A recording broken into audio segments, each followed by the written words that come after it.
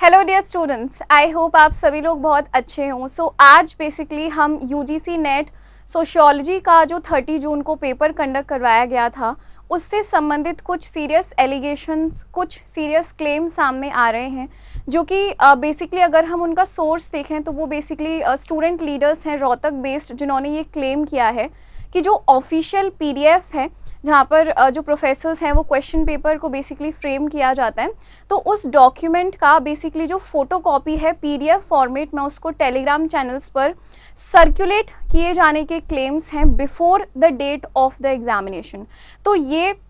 आई think एक serious question raise करता है of basic accountability and transparency. और यहाँ पर स्टूडेंट्स परेशान इसलिए भी हैं क्योंकि अथॉरिटीज़ की तरफ से अभी तक कोई ऑफिशियल रिस्पांस नहीं आया, कोई प्रेस रिलीज़ नहीं किया गया है और ये जो क्लेम्स हैं इनको एक्नॉलेज तक नहीं किया जा रहा है। तो आई थिंक इसके चलते स्टूडेंट्स काफ़ी ज़्यादा परेशान हैं, क्योंकि इससे पहले अगेन नीट पेपर कंट्रोवर्सी हो चुकी है और अभी जो यूजीसी नेट एस्पिरेंट्स हैं उनके दिमाग में भी कई सारे क्वेश्चंस हैं, पैनिक हैं कि क्या यहाँ पर री एग्जामिनेशन की पॉसिबिलिटी हो सकती है, क्या वापस से उन्हें इस एग्जामिनेशन में बैठना पड़ेगा। क्योंकि लेट्स फेस इट, जो ये तैयारी का आपका पूरा टाइम होता है किसी भी कंपेटिटिव एग्ज़ाम के लिए काफ़ी ज़्यादा पर्सनल होता है, काफ़ी ज़्यादा ये डॉन्टिंग होता है। तो उस पूरे प्रोसीजर से वापस से एक बार गुजरना स्टूडेंट्स के लिए काफ़ी डिफ़िकल्ट होता है।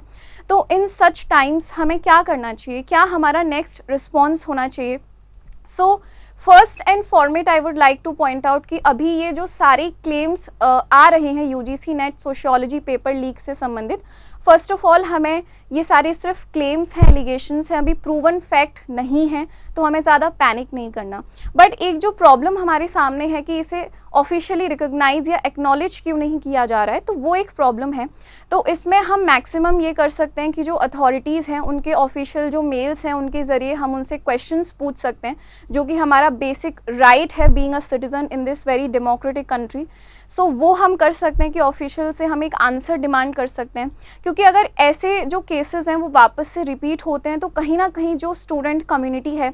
उसका जो फेथ होता है, भरोसा होता है सिस्टम से, वो कहीं ना कहीं कॉम्प्रोमाइज़ होता है। जो ट्रांसपेरेंसी से रिलेटेड उनका फेथ या भरोसा होता है वो भी कॉम्प्रोमाइज़ होता है। तो इसीलिए अथॉरिटीज़ को ऑफिशियली इस प्रॉब्लम को एक्नॉलेज करना चाहिए and in the meanwhile students को भी एक्टिवली कनेक्टेड रहना चाहिए एक दूसरे से और उन्हें भी क्वेश्चंस पूछने चाहिए, क्योंकि आफ्टर ऑल ये आपके फ्यूचर का सवाल है। नाउ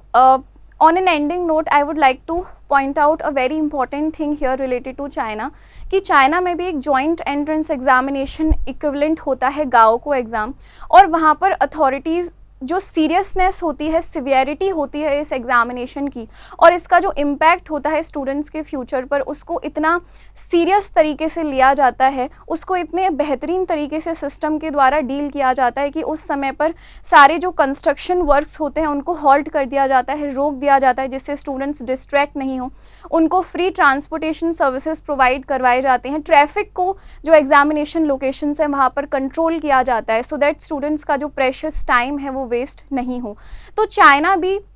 एक काफ़ी ज़्यादा पॉपुलेटेड कंट्री है, काफ़ी पॉपुलस कंट्री है, वहाँ पर भी इतनी ज़्यादा पॉपुलेशन है, इतनी स्टूडेंट कम्युनिटीज़ हैं, पर वहाँ पर कभी हमें ये सिस्टमिक फेलियर्स देखने को नहीं मिलते। तो आई थिंक अथॉरिटीज़ को यहाँ से कुछ सीखना चाहिए, कुछ की टेक अवेज होने चाहिए कि बेटर तरीके से आप एडमिनिस्टर कर सकते हो और ऐसे सिस्टमिक फेलियर्स हमें अवॉइड करने चाहिए, बिकॉज स्टूडेंट्स जो पूरा time and dedication, resources invest करते हैं ऐसी डिमांडिंग जो कॉम्पिटिटिव एग्जाम्स होते हैं उनकी तैयारी में, प्रिपरेशन जर्नी में, तो वो काफ़ी उनके लिए पर्सनल होता है और इस तरीके से बार बार री एग्जामिनेशन उनके लिए काफ़ी ज़्यादा फ्रस्ट्रेटिंग हो सकता है और उनका जो कॉन्फिडेंस है इन द सिस्टम उसको भी ये हार्म कर सकता है। तो इन द मीन वाइल आप क्वेश्चंस पूछ सकते हैं अथॉरिटीज़ से थ्रू ऑफिशियल जो आपके ईमेल्स होते हैं, ऑफिशियल जो आपके मोड ऑफ कम्युनिकेशन चैनल्स होते हैं उनके साथ में, सो वो हम कर सकते हैं। बाकी अगेन ये सारे क्लेम्स अभी प्रूवन नहीं है तो हमें पैनिक नहीं करना और यहाँ पर हमें ऐसे कंट्रोवर्शियल जो क्लेम्स हैं, न्यूज़ हैं, उनसे नेगेटिविटी से थोड़ा सा बचना चाहिए इस समय